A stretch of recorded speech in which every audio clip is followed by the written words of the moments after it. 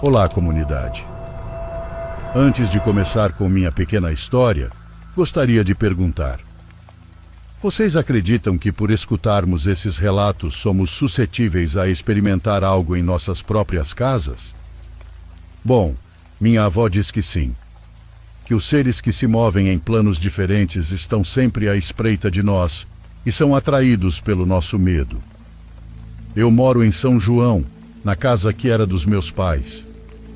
Na rua de trás mora minha avó e eu passo grande parte do tempo com ela. Sempre vou lá para almoçar ou jantar, dependendo do horário em que saio do trabalho. Não é uma área de casas luxuosas nem nada do tipo, mas da janela do meu quarto tenho vista para o barranco e para a imensidão de pinheiros. Não posso reclamar. Minha casa é térrea e atrás dela não há nada, nem mesmo um lugar onde alguém pudesse se posicionar. Por isso, o que tem acontecido comigo me causa muita intriga. É algo que acontece quando ouço relatos à noite, mas não todos, apenas alguns em particular. Uso esses relatos para dormir, e a primeira coisa que me aconteceu foi ouvir uma respiração macabra em um dos vídeos. No começo achei que fosse um dos efeitos sonoros que colocam no fundo. No entanto, acabei dormindo antes de terminar a história. Então a escutei novamente no dia seguinte, no trabalho. Foi aí que achei estranho, porque dessa vez não ouvi o efeito da respiração. Isso voltou a acontecer quando ouvi algo como se alguém estivesse movendo coisas ao longe. De novo pensei que fossem efeitos sonoros, porque só acontecia enquanto eu ouvia os vídeos do canal. Em uma dessas ocasiões, levantei-me para ir ao banheiro. Sem pausar o vídeo, deixei meus fones de ouvido e ao me levantar percebi que aqueles ruídos continuavam. Era como se alguém estivesse mexendo nas minhas coisas na sala. Fui verificar e tudo parecia estar em ordem. Portas e janelas estavam bem fechadas. Mas era óbvio que eu não estava imaginando aquilo. Agora, há apenas uma semana, enquanto colocava em dia alguns relatos que havia perdido, decidi não usar fones de ouvido e coloquei o som em uma caixa enquanto preparava o jantar. Em um dos relatos, mencionaram algo sobre alguém batendo na janela. Lembro bem, porque eram 3 batidas. Mas quando o narrador continuou falando, as batidas continuaram. Foi então que percebi que aquele som vinha do meu quarto, da janela do meu quarto. Corri para verificar e se fosse alguém pregando uma peça, eu deveria vê-lo, mas não havia ninguém. Abri a janela e quase saí por ela, mas não havia ninguém. Depois disso tomei a decisão, seguindo o que minha avó me disse, de não ouvir mais relatos. Mas não resisti e continuei a ouvi-los no trabalho, durante o dia, e nunca mais em casa, nunca antes de dormir. Mas por acaso ou pelo algoritmo, algo me pregou uma peça. Como sentia falta de ouvir os relatos para dormir, coloquei um podcast onde fala sobre vários assuntos. Para minha surpresa, funcionou do mesmo jeito e caí em sono profundo. Mas algo me acordou. Não sei quanto tempo havia se passado, mas ouvi alguém tentando abrir a janela ao lado da minha cama. Não sei se foi porque eu ainda estava despertando, mas posso jurar que vi braços magros e envelhecidos tentando forçá-la. Levantei-me rápido, fechei a janela e a tranquei. Meu coração estava disparado. Quando peguei o celular, percebi que a reprodução automática havia voltado para os relatos de terror. Não sei se isso acontece só comigo, mas gostaria muito de saber. Tenho a impressão de que o canal não vai publicar minha história, pois poderia fazer alguém parar de ouvi-lo, mas achei importante compartilhá-la. Vou mantê-los informados se algo mais acontecer.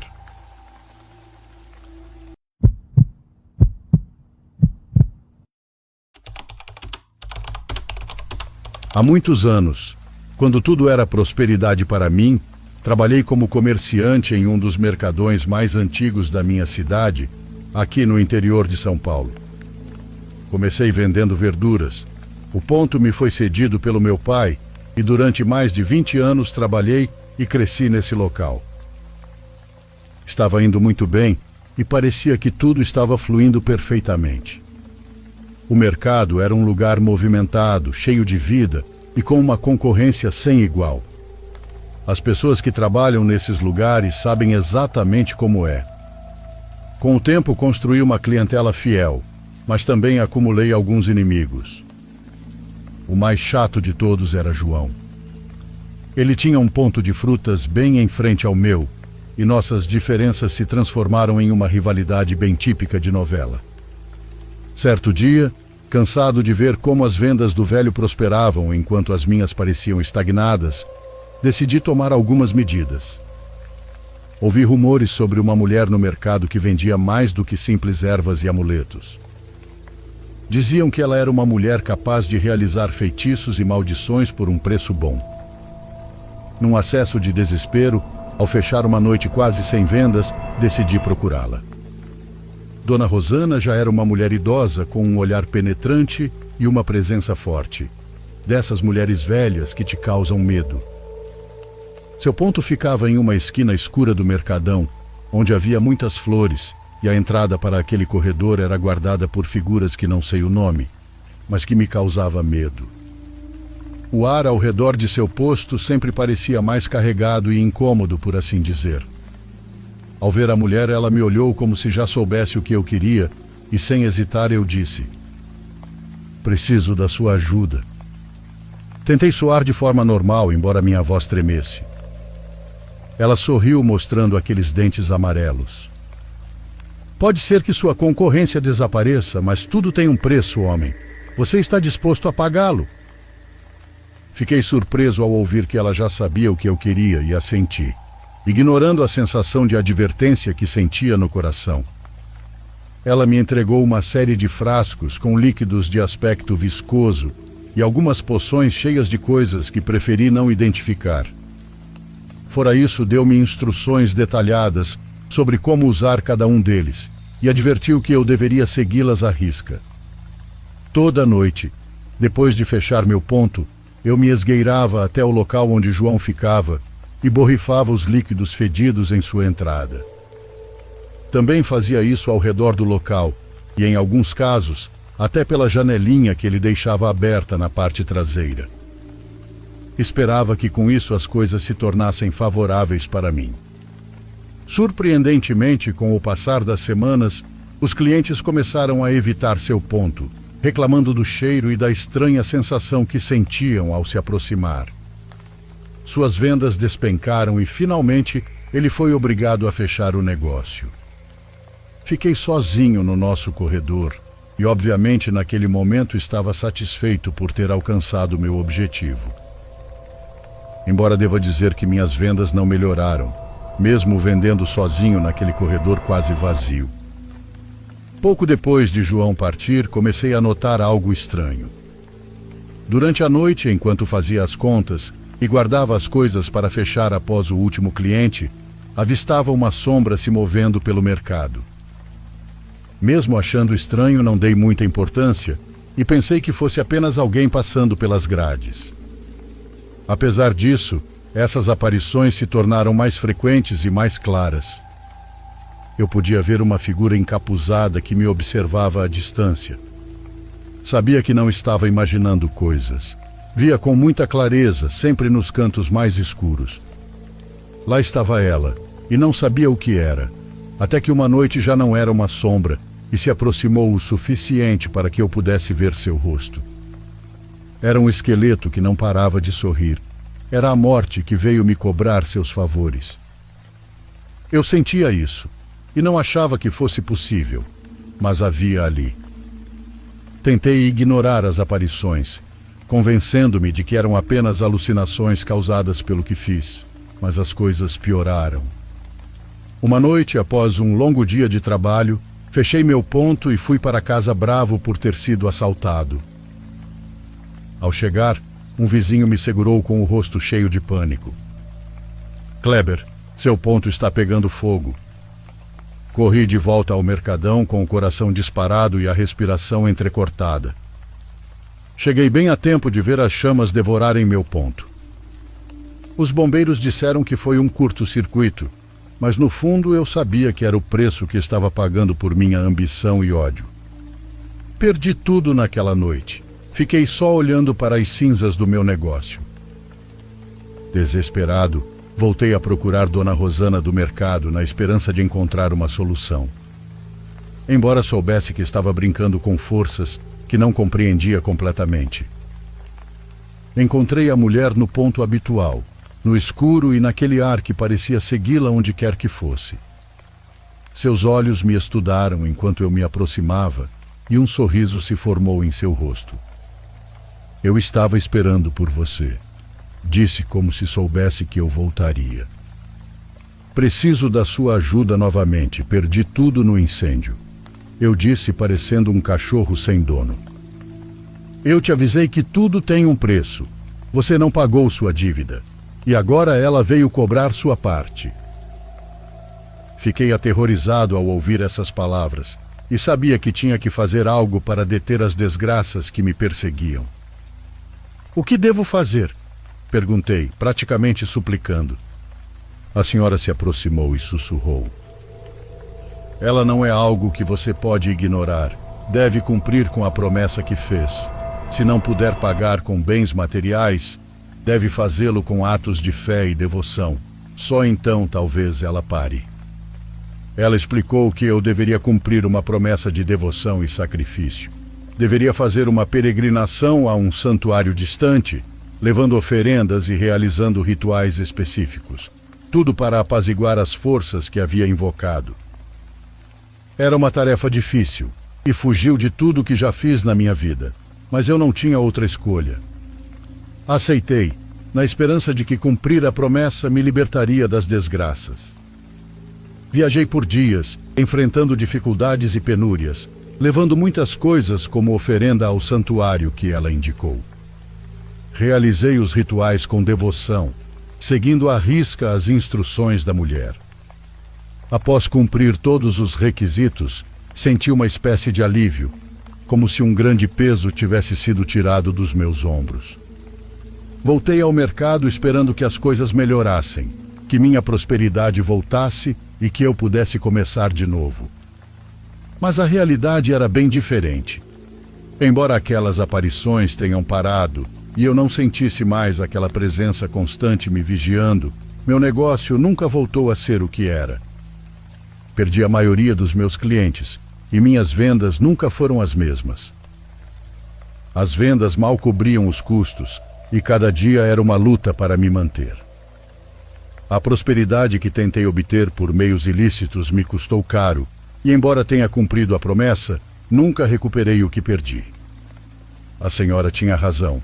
Tudo tem um preço e às vezes esse preço é alto demais. Agora, sempre que alguém fala sobre recorrer à feitiçaria para resolver seus problemas, eu advirto sobre os perigos. Conto minha história, esperando que aprendam com meus erros. A vida me ensinou que não se pode brincar com forças sombrias sem pagar um preço e que as promessas feitas devem ser cumpridas ou as consequências serão devastadoras.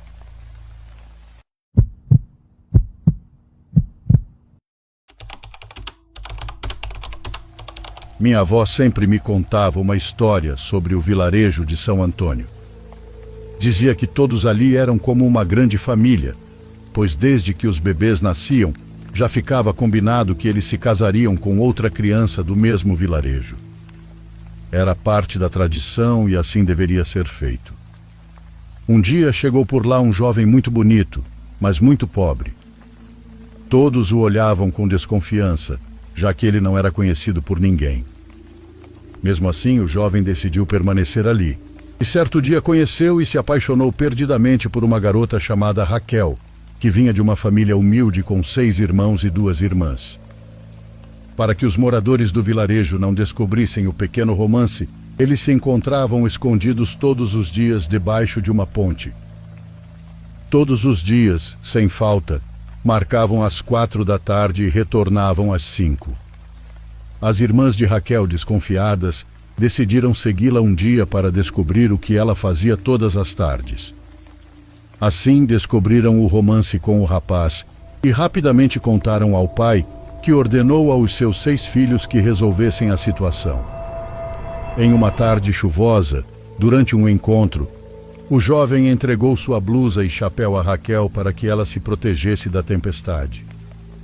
Quando os irmãos de Raquel a viram, confundiram-na com o rapaz. Por isso começaram a apedrejá-la até a morte. Hoje em dia, o vilarejo cresceu e as velhas tradições foram abandonadas. No entanto, ainda se diz que o espírito de Raquel vaga por ali. Alguns afirmam que ela aparece usando um vestido preto, outras vezes com a blusa e o chapéu que o rapaz a emprestou. Essa era a história que minha avó nos contava sempre que íamos visitá-la. Mas um dia ela parou de contar, pois faleceu. Tivemos que ir ao vilarejo para o funeral.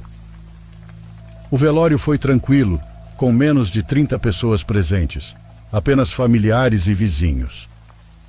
Após o funeral, meus tios ofereceram uma refeição simples ao ar livre. Já passava das 5 da tarde e ainda estava claro, então aproveitei para explorar o lugar que minha avó tanto mencionava. Sempre gostei de coisa antiga e as pequenas casas acolhedoras e coloridas, rodeadas de flores, pareciam guardar muita vivência. Era um lugar muito tranquilo. Caminhei por um bom tempo até chegar a uma área mais isolada. Era uma rua de terra bem larga que terminava em um grande campo, com vários banquinhos nas laterais. Foi nesse lugar que anoiteceu para mim. O vento frio me envolvia e as árvores balançavam sem parar. Quis voltar, mas decidi caminhar um pouco mais, pois sentia a dor de perder minha avó e não queria encará-la em seu caixão. Depois de alguns minutos, cheguei a uma ponte feita de madeira, onde havia uma pessoa encostada no meio dela. Não hesitei em passar e assim que dei o primeiro passo, ouvi o choro daquela pessoa. Não quis incomodar, mas tentei ajudar. Ela parecia arrasada, mas a pessoa caminhou chorando. Ao atravessar a ponte, havia um banco de pedra onde ela se sentou e eu sentei ao lado dela. Ela usava um vestido preto bem longo e um pano cobrindo o rosto. "Boa noite, também estou de luto", disse tentando consolá-la, mas ela apenas chorava com as mãos cobrindo o rosto.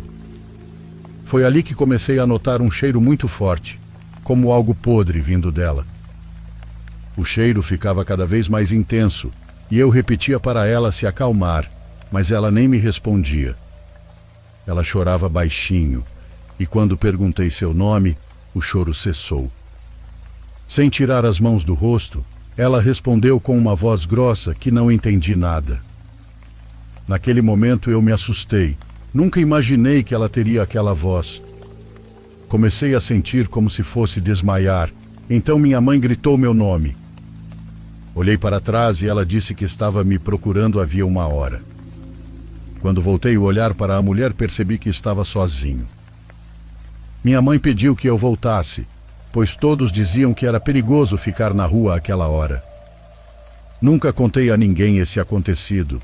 Guardava para mim até relatar para vocês. Por favor, curta e se inscreva se você estiver gostando. Agora continuamos.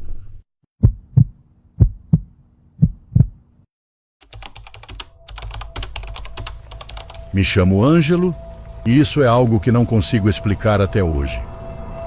Sou motorista de caminhão e tive uma experiência um tanto estranha, precisamente com a carga daquele dia. Tinha uma carga especial dessa vez, algo que não me agradava nem um pouco. Estava transportando alguns artigos religiosos em imagens, em azulejos e caixões para a Paraíba. Desde o momento em que fechei a porta traseira, um pressentimento se instalou em minha mente. Aqueles objetos estavam indo para um cemitério e era a primeira vez que transportava uma carga assim.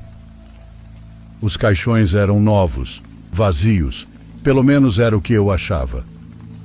Porém, o peso da morte que eles representavam era quase impossível de ignorar. Era como se trouxessem consigo algum corpo. A ideia de carregar algo ligado à morte me causava calafrios por algum motivo. O terror começou de forma sutil. Primeiro foi uma sensação de desconforto que não conseguia afastar. O ar na cabine também parecia mais frio do que o normal, e não importava o quanto eu aumentasse o aquecedor. O frio persistia. Olhei pelo retrovisor, esperando ver a estrada atrás de mim. Mas em vez disso, meus olhos encontraram a escuridão já conhecida quando você deixa uma cidade para trás.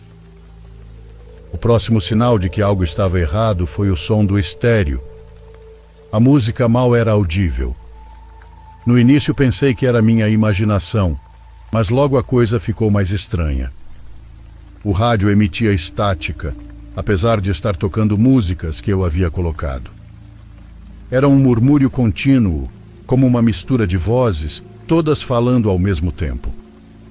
Tentei me concentrar na estrada, mas o som era impossível de evitar.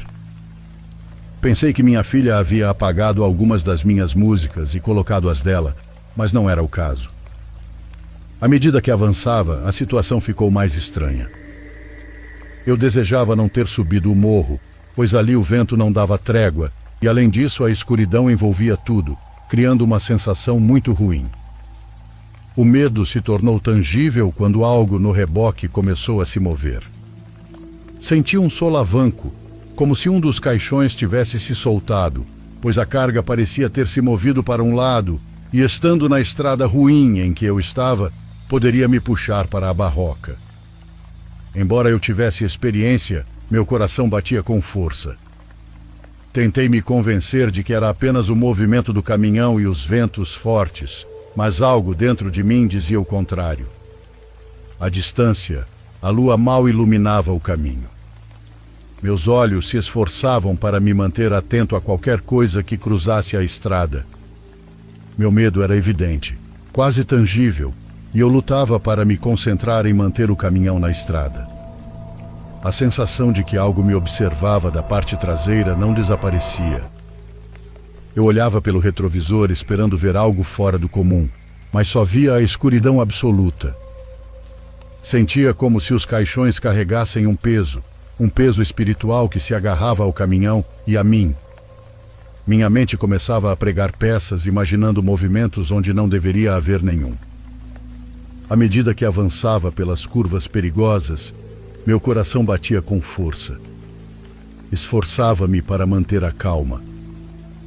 Com cada curva, cada mudança de velocidade, minha paranoia aumentava. Em certo momento, o vento pareceu soprar com uma força incomum, fazendo com que o caminhão balançasse perigosamente perto do limite. A ideia de tombar com aquela carga me gelava o sangue. Finalmente a estrada começou a descer e vi as luzes dos postes ao longe. Um alívio momentâneo percorreu meu corpo, mas não me acalmou por completo. O medo ainda se agarrava a mim como se não quisesse me soltar. Ao passar pelo pedágio, procurei um lugar para parar. Encontrei um pequeno estacionamento e, com as mãos trêmulas, desliguei o motor. Desci do caminhão e, com uma lanterna na mão, dirigi-me à parte traseira. A lanterna iluminava os caixões e meus olhos procuravam qualquer sinal de alteração. Tudo estava exatamente como havia sido preso. Não havia nada fora do lugar e nenhum sinal de movimento. Respirei fundo, tentando me acalmar. Disse a mim mesmo que tudo estava na minha cabeça e que não havia nada além de caixões vazios. Fechei a porta traseira e voltei para a cabine. Enquanto me sentava e ligava o motor novamente, prometi a mim mesmo que nunca mais transportaria caixões. O resto da viagem foi muito tenso. A cada quilômetro que se passava, parecia alongar o caminho, como se nunca fosse chegar ao meu destino. Precisava me concentrar, então joguei um pouco de água no rosto, pois a estrada era muito traiçoeira. Se não prestasse atenção em cada curva, poderia acabar no fundo do vale. Não me restava outra opção senão aguentar o que estava acontecendo naquele caminhão. Finalmente, após o que pareceram horas intermináveis, cheguei em Princesa Isabel. A cidade é muito tranquila. Primeiro cheguei à funerária onde estavam me esperando e descarregaram os caixões sem pressa. Por dentro, eu gritava para que os levassem para longe, onde eu não pudesse vê-los, mas para minha má sorte, Tive que esperar até o amanhecer, pois o horário de funcionamento seria apenas às 7 da manhã. Mesmo sem os caixões, ainda se sentia aquela vibração negativa no caminhão. Definitivamente, aqueles caixões traziam consigo a morte.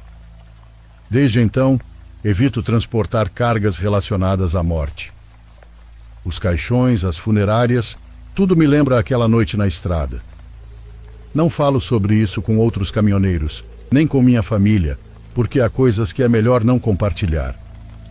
Mas toda vez que vejo um caixão, a lembrança daquela noite volta.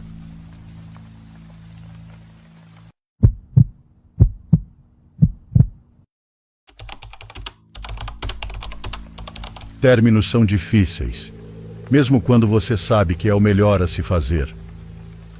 Eu estava tentando me recompor depois de terminar com meu namorado de 2 anos e meio. Não quero entrar em detalhes. Não foi algo bagunçado ou dramático, apenas não éramos mais certos um para o outro. Mas isso não tornava as coisas mais fáceis. Alguns dias parecia que tudo me lembrava ele. Eu estava me forçando a manter o sem contato, dizendo a mim mesma que era o jeito mais saudável de seguirmos em frente. Mas era difícil, muito difícil. Uma das coisas de que mais sentia falta era jogar sinuca com ele. Era o nosso hobby.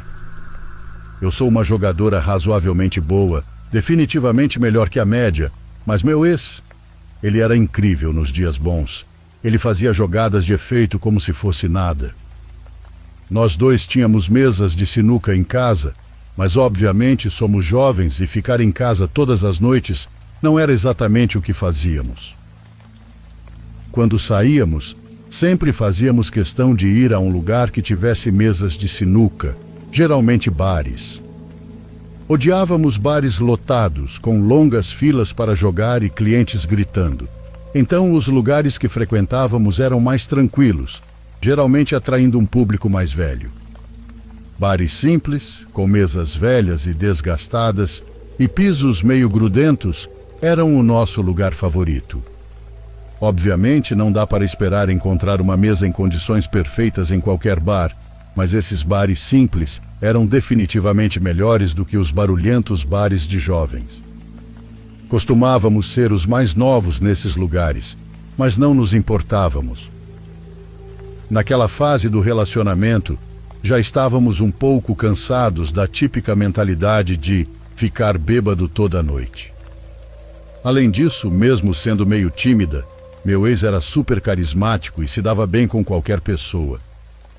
O fato de não sermos iniciantes no jogo também ajudava. Algumas semanas atrás, senti uma saudade maior que o normal dessa parte da minha vida. Era uma quarta-feira qualquer, então nenhum dos meus amigos estava disponível. Não queria ficar em casa me sentindo para baixo, então decidi ir a um dos bares que costumávamos frequentar. Disse a mim mesma que não era por nostalgia, que eu só precisava sair. Acredite, eu não sou o tipo de pessoa, nem costumo ter confiança para sair sozinha, mas naquela noite estava me sentindo de um jeito diferente. O bar estava exatamente como eu me lembrava, iluminação fraca, bancos gastos e uma jukebox no canto. A familiaridade era reconfortante, mas também doía. As memórias voltaram com tudo, e eu quase dei meia volta e fui embora, mas me forcei a ficar. Depois de pegar algumas bebidas, me aproximei de uma das mesas de sinuca e comecei a passar giz no taco. Não tinha certeza do que planejava fazer ali. Jogar sozinha era um pouco estranho. Por sorte, minha dúvida foi respondida quando um cara se aproximou. Ele devia ter uns 20 e poucos anos, sendo a única pessoa no bar perto da minha idade. Ele encostou na mesa e perguntou se eu estava afim de uma partida. Eu assenti e disse para ele preparar a mesa. Ele colocou umas moedas na mesa e começou a arrumar as bolas. Ri para mim mesma quando ele fez errado, mas não disse nada. Jogamos algumas rodadas e comecei a relaxar. Ele não era ruim, mas também não era tão bom quanto meu ex. Mesmo assim, eu não peguei leve com ele. Ganhei todas as partidas que jogamos. Conversamos enquanto jogávamos e ele até me ofereceu algumas bebidas. Ele era amigável o suficiente, mas logo ficou claro que ele não era muito inteligente. Ainda assim não me importei. Era bom apenas jogar, conversar e não pensar demais, pelo menos por uma vez. Estava me divertindo e depois da quarta partida, ele fez a pergunta.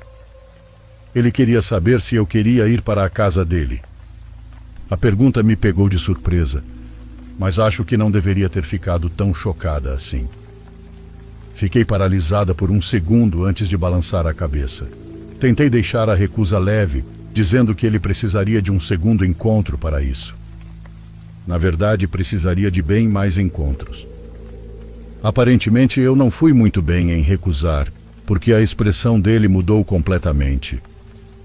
O sorriso desapareceu e ele literalmente começou a me olhar com raiva. Eu não estava preparada para o que aconteceu em seguida. Ele disse: "Você está falando sério?" Ele segurou meu pulso, dizendo algo sobre gastar todo aquele dinheiro com as bebidas. Antes que eu pudesse responder, ele arrancou minha bolsa também. Eu nunca tinha estado em uma situação como aquela, então, em vez de gritar ou lutar, eu simplesmente congelei. Mesmo estando em um lugar público, eu estava apavorada. Felizmente, 2 senhores no bar perceberam o que estava acontecendo e intervieram. Honestamente, não sei o que eu teria feito se eles não tivessem ajudado. Um deles disse ao cara para me soltar. Ele me encarou, murmurou algo e jogou minha bolsa de volta na mesa, antes de sair furioso do bar. Meu coração estava disparado e eu agradeci imensamente àqueles homens por terem me ajudado. Para mim já era o suficiente. Chamei um Uber e saí do bar ainda meio chocada e tentando processar o que havia acabado de acontecer. Decidi fechar os olhos no Uber e eu devo ter adormecido, porque a próxima coisa de que me lembro é do motorista me acordando gentilmente. Estávamos estacionados do outro lado da rua da minha casa. Agradeci a ele, saí do carro e comecei a caminhar em direção à porta. Enquanto procurava minhas chaves na bolsa, resolvi checar meu celular pela primeira vez desde que saí do bar. Foi quando eu vi aquela notificação horrível. AirTag encontrado se movendo com você. Eu quase deixei o celular cair ao saber que estava com um rastreador. Minhas mãos começaram a tremer enquanto eu revirava minha bolsa, jogando de lado minha carteira e maquiagem, até que meus dedos tocaram algo. Puxei e fiquei incrédula. Havia literalmente um AirTag na minha bolsa. Uma onda de pânico tomou conta de mim, muito pior do que a que eu tinha sentido antes. Eu ainda estava parada no meio da rua, então joguei o dispositivo no chão e pisei nele várias vezes, até ter certeza de que estava quebrado. Olhei ao redor desesperadamente, mas a rua estava completamente vazia. Quem tivesse colocado aquele rastreador, provavelmente o cara do bar, sabia exatamente onde eu estava. Talvez não a casa exata, mas a rua, com certeza. As casas na minha rua são grandes e bem espaçadas, então ele certamente poderia restringir a localização. Peguei minha bolsa e corri para dentro, lutando com a fechadura antes de finalmente conseguir entrar. Bati a porta atrás de mim e a tranquei, com o coração batendo tão forte que parecia que ia explodir. Eu estava segura, mas não conseguia parar de tremer. Fui para o meu quarto, me perguntando como tinha me metido naquela situação. Normalmente estou dormindo às 10 da noite e apago por 9 ou 10 horas, mas naquela noite não havia a menor chance de eu conseguir dormir. Olhei pela janela do meu quarto, pensando que talvez as árvores me acalmassem. Enquanto olhava distraída, notei um carro velho passando lentamente pela minha casa. Nada muito incomum, mas era meio tarde para carros estarem dirigindo em uma rua que não leva a lugar nenhum. Então ele voltou na direção oposta e eu soube que algo estava errado. Ele passou ainda mais devagar na segunda vez, como se o motorista estivesse examinando as casas. Eu não queria aceitar a realidade da situação, mas quando ele passou uma terceira vez, soube que era ele. Tinha que ser. Ele estava tentando encontrar minha casa. Na próxima vez que o carro passou, a janela do lado do motorista estava meio aberta. Eu queria chamar a polícia, mas não queria que aquele cara soubesse que estava na área certa. Eu sei que isso não faz sentido, mas eu estava tão assustada que não conseguia pensar direito. Na vez seguinte, o carro passou com a mão do motorista pendurada para fora da janela, segurando algo. Parecia uma faca. Então, em vez de passar direto, o carro parou no meio da rua, bem em frente à minha casa. Eu me abaixei com o coração disparado novamente. Fiquei ali, agachada abaixo da janela, apavorada demais para me mexer. Quando finalmente olhei novamente, o carro tinha ido embora.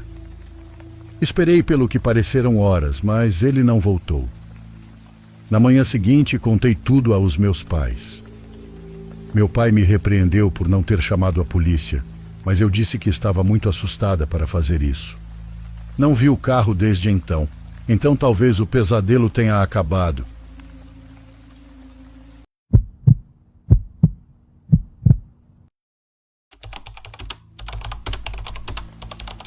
Eu costumava fazer muitas expedições de sobrevivência solo durante o inverno, e esta é a história da minha última viagem, antes de decidir que não era uma boa ideia continuar com isso. Era pleno inverno, o chão estava quase completamente congelado e havia uma leve camada de neve cobrindo tudo. Estava frio, mas era um frio seco, o que, pela minha experiência, era o melhor cenário possível. Eu já estava caminhando pela floresta há horas, armado com minha espingarda, procurando aves, mas sem muita sorte. Depois de mais ou menos 1 hora andando, as árvores começaram a se dispersar e me deparei com um vale. Aquilo não fazia parte do plano, mas parecia ser um atalho decente. Era uma trilha estreita cortando um desfiladeiro e levando a outra clareira do outro lado. O dia já estava avançado e eu não queria perder tempo contornando. Como a descida parecia íngreme, mas administrável, pensei. Por que não? Comecei a descer, mas descer tentando não escorregar acabou sendo muito mais lento do que eu esperava, e quanto mais tempo levava, mais escuro ficava. À medida que as paredes do desfiladeiro se erguiam dos dois lados e as árvores e sombras se fechavam ao meu redor, comecei a sentir o frio se infiltrando nos ossos. Mas não era apenas o frio que me causava arrepios. Havia algo naquele lugar que parecia errado. Foi então que vi ele parado como uma estátua no meio da trilha, a uns 50 metros à minha frente. Ele segurava algum tipo de AR civil em mãos, como se estivesse esperando por algo. Quando o vi, congelei.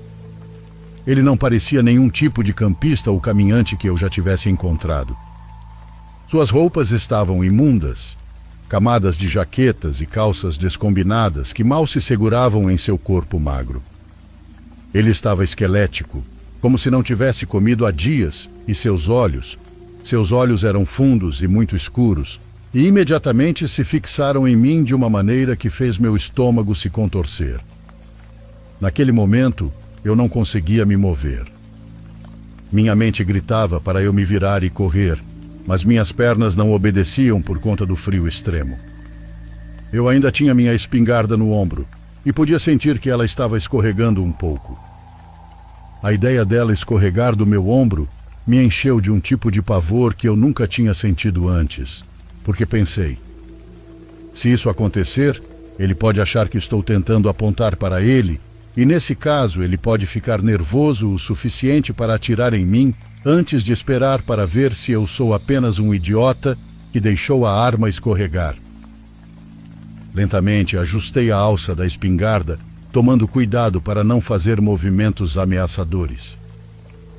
O homem armado continuava imóvel, e o ar parecia pesado, quase me pressionando. Queria dizer algo, qualquer coisa, mas minha boca parecia travada. Forcei-me a dar um passo para trás, depois outro, enquanto o observava me observar. Eu não corri, sabia que seria uma péssima ideia. Cada passo que eu dava era lento, e o som das minhas botas na neve parecia quase alto demais. O homem não me seguiu, mas sua presença era palpável. Era como se eu ainda sentisse seus olhos em mim, mesmo depois da trilha fazer uma curva e ele desaparecer do meu campo de visão. Quando finalmente saí do vale, o frio pareceu desaparecer e o mundo voltou ao normal. Continuei andando até me sentir a uma distância segura, mas mesmo assim não conseguia me livrar da sensação de que alguém estava atrás de mim, me observando das árvores.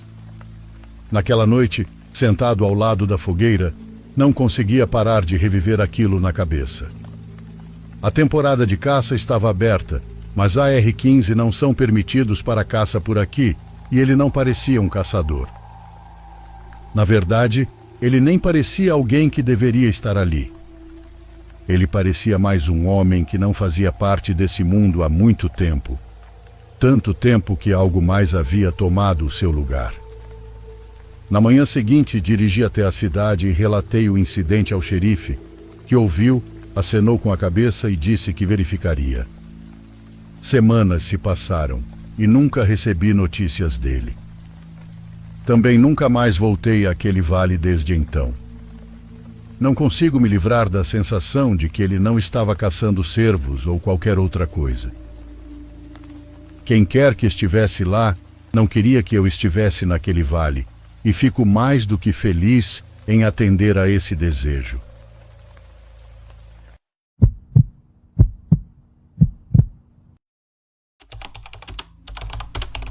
Meu nome é William e sou do estado de Chiapas, no México. Sou soldado e quero relatar algo que aconteceu comigo enquanto desempenhava meu trabalho há não muito tempo. A história começa em uma manhã ensolarada, quando fui enviado para recolher pedras para alguns fortins. Tudo estava absolutamente normal, e eu até gostava de ir até aquele rio tão cristalino. No entanto, nunca me sentia realmente tranquilo quando estava ali.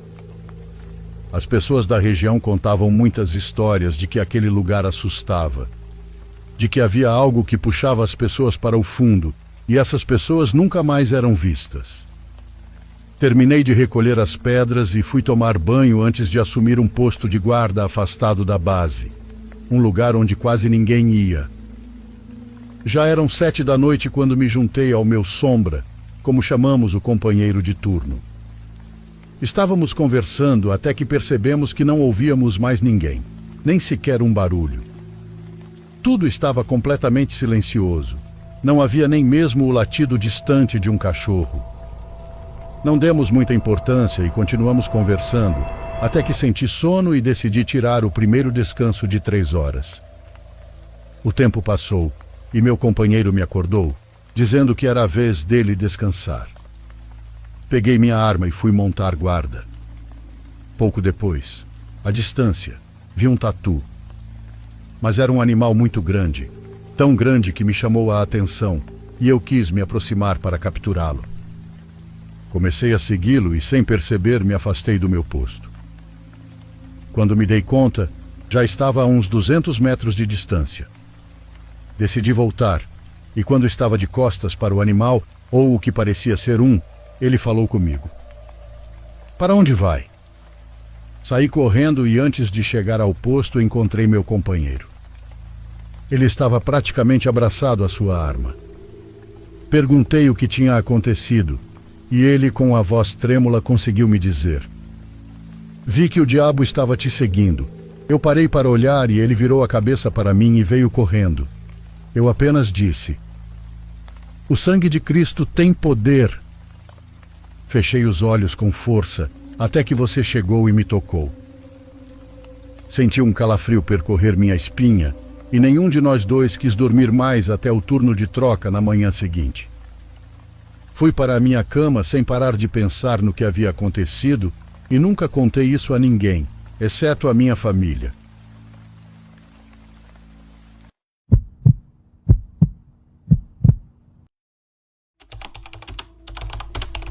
Boa tarde, meus amigos. Começo dizendo que sou caminhoneiro há mais de 10 anos. Transporto de tudo, máquinas, alimentos, o que você imaginar. Gosto disso, pois não tem chefe te vigiando o tempo todo e a paisagem muda todos os dias. E bom, há algo em dirigir à noite que sempre achei relaxante.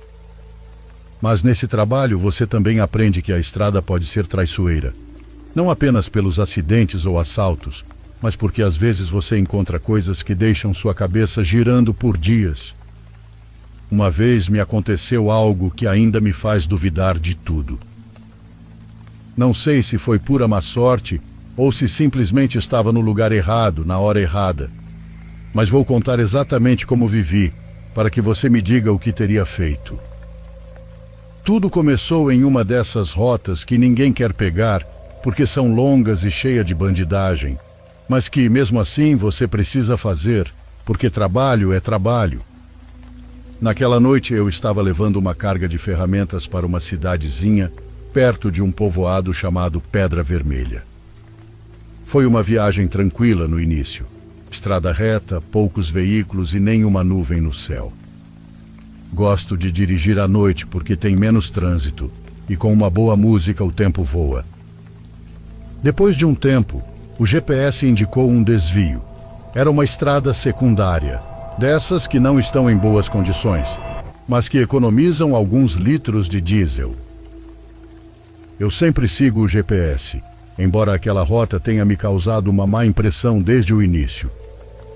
A estrada era tão estreita que o caminhão mal cabia, e o único som era o do motor e dos sapos. Nada mais. Eu dirigia tranquilo quando vi um carro estacionado perto de uma árvore. Era um Uno velho e não pensei que poderia estar quebrado, pois esse carrinho aguenta pancada. Achei que talvez fosse falta de gasolina. As luzes de emergência estavam piscando, mas não havia ninguém à vista. A princípio, achei que o motorista pudesse ter ido buscar ajuda, mas claro, não ia parar em um lugar tão escuro só para investigar. Continuei dirigindo, mas a alguns quilômetros à frente, vi outro carro exatamente igual com as luzes piscando. Freiei um pouco porque achei estranho. Pensei, será o mesmo? Mas não podia ser, pois não havia como ele ter passado por mim sem que eu visse. Isso começou a me inquietar, mas pensei que talvez estivesse cansado e vendo coisas onde não havia. Mais adiante, algo realmente me deixou gelado. Um caminhão parado no meio da estrada, sem luzes de emergência, com as portas da cabine abertas. Freiei devagar para observar, mas fiquei dentro do meu caminhão. Sempre ouvi histórias de armadilhas na estrada, onde veículos abandonados são usados para atrair alguém e depois assaltá-lo. Liguei os faróis altos para ver melhor e foi aí que percebi. Havia manchas de sangue na lateral da cabine e o para-brisa estava quebrado por dentro. Meu instinto dizia para eu acelerar e sair dali, mas outra parte de mim queria entender o que havia acontecido. Saí do caminhão com a lanterna na mão, avançando com cuidado em direção ao veículo parado. Olhei ao redor, mas não vi ninguém. Revisei o interior da cabine e, por incrível que pareça, estava vazia. Não havia sinais de luta, apenas sangue e silêncio. Voltei para o meu caminhão com o coração disparado e, enquanto seguia, vi luzes no retrovisor. Era um carro, o mesmo Uno velho que eu tinha visto antes e agora estava me seguindo. Tentei manter a calma, pensando que poderia ser alguém que vinha pela mesma rota, mas o carro não tentava me ultrapassar nem se afastava, apenas mantinha uma distância constante. Sempre que eu acelerava, eles aceleravam, e quando eu freava, eles também freavam. Liguei o rádio para tentar falar com alguém na área, mas não houve resposta, e o sinal do celular também estava morto. Depois de um tempo, cheguei a uma curva fechada, e me deparei com um bloqueio improvisado feito de galhos, pedras e alguns pneus. Fui obrigado a frear bruscamente, enquanto o carro que me seguia parou a alguns metros atrás.